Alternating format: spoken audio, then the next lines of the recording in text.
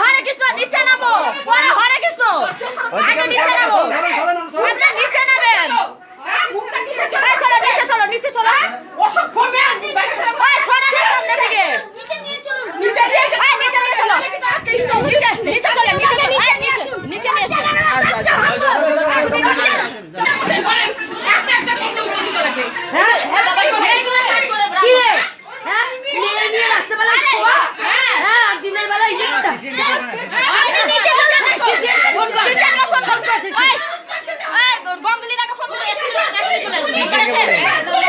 বঙ্গলিনাকে phone করে এই একদম একদম না ওই পুরো যাও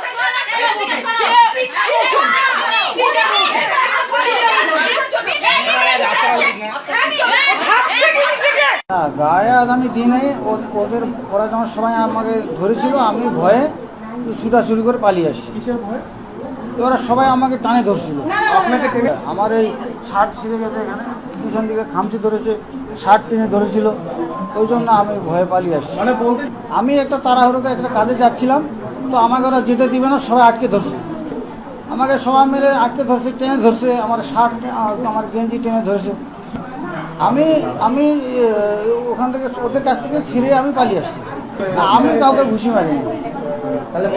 ওরা আমাকে টেনে ধরছে, আমি ওদের কাছ থেকে ছিঁড়ে ছুটে আসছি। যখন এসছি এখানে ওনার সঙ্গে আমরা হাত জোর করে প্রথমে আমরা সামনে এনকোয়ারিতে জিজ্ঞেস করেছিলাম যে কার সাথে কথা বলবো, এখানে কে ইয়েতে আছে, ইনচার্জে আছে। বলছে আমাদের যিনি প্রেসিডেন্ট ভাইস প্রেসিডেন্ট ওরা বাইরে আছে, তার চার্জে তো কেউ থাকবে।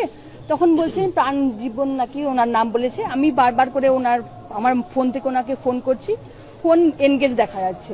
তারপর পাশ দিয়ে যাচ্ছে, তখন আমরা গিয়ে মিমিদি, আমি, অমৃতা সবাই মিলে গিয়ে হাত জোর করে বলছি আপনি কি সে প্রাণজীবন বাবু, তো আপনার সঙ্গে কথা বলতে চাই। উনি তখন কথা না বলে চলে যাচ্ছে। আমি দাঁড়ান আপনার যে আমরা আপনার আমি কি তোর বাপের চাকর, আমি কি তোর বাপের চাকর, তাই বলেন। তখন আমি বললাম এরকম ভাবে কথা বলছেন কেন, ভদ্রভাবে কথা বলুন, আমরা এসেছি আপনাদের সাথে কথা বলতে, আপনারা আমাদের সাথে কোঅপারেশন করুন, আমরা শুধু মেয়েটার খবর চাইছি, ব্যাস এটুকুই। এই যে বললাম তখন উনি আমার জামাটাকে এইরকম করে ধরে এমন ভাবে টেনে ছিঁড়ে দিয়েছেন, সেটা দেখানোর উপযুক্ত নয়, এখন দেখাতে পারবো না। তারপরে ওনাদেরকে এসে প্রোটেক্ট করছিল রীতিমতো ওই টানাটানিতে আমাদের হাতে কি করছে, দেখুন হাত মেরে আমার হাত ঘুষি মেরে হাত ফুলিয়ে দিয়েছে। এই যে দেখুন না কাল শিটে দেখুন ঘুষি মেরে আমার হাত ফুলিয়ে দিয়েছে। আমি ওনাকে ধরতে পেরেছি, লেগে গেল। যখন বলছি দাদা ব্যথা করছে, এরকম করবেন না, তখন ছুটে ওনাদের লোকজন এসে ওনাদেরকে রীতিমতো প্রোটেক্ট করছে, প্রোটেক্ট করে ওনাকে সাইড করে দেওয়া। আমরা উপযুক্ত শাস্তি চাই, ব্যাস এটাই। এবং আমরা আর কিছু বলতে চাই না, আমাদের যেভাবে মারলো সেই জন্য তো ওনারা শাস্তি চাই।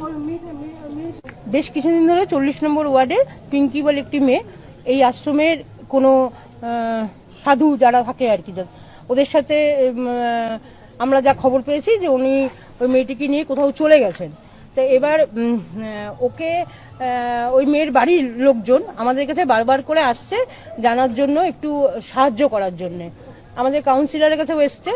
তো যেহেতু একটা মেয়েদের ব্যাপার, তো আমরা আমাদের মহিলারা, এই 40 নম্বর ওয়ার্ডের মহিলারা এবং আমাদের এরা যারা আছে সবাই, বিশেষ করে মিমি আছে, ও নিতা আছে, এরা এসছিল যে জাস্ট এদের সঙ্গে কথা বলার জন্যে যে আপনারা কি কিছু জানেন মেয়েটা কোথায় আছে, আমরা তাহলে যোগাযোগ করতে পারি, কেন মেয়ের বাড়ির লোক ওর কোনো খবর পাচ্ছে না বহুদিন ধরে, মেয়েটা বেঁচে আছে কিনা এটাও আমরা জানি না।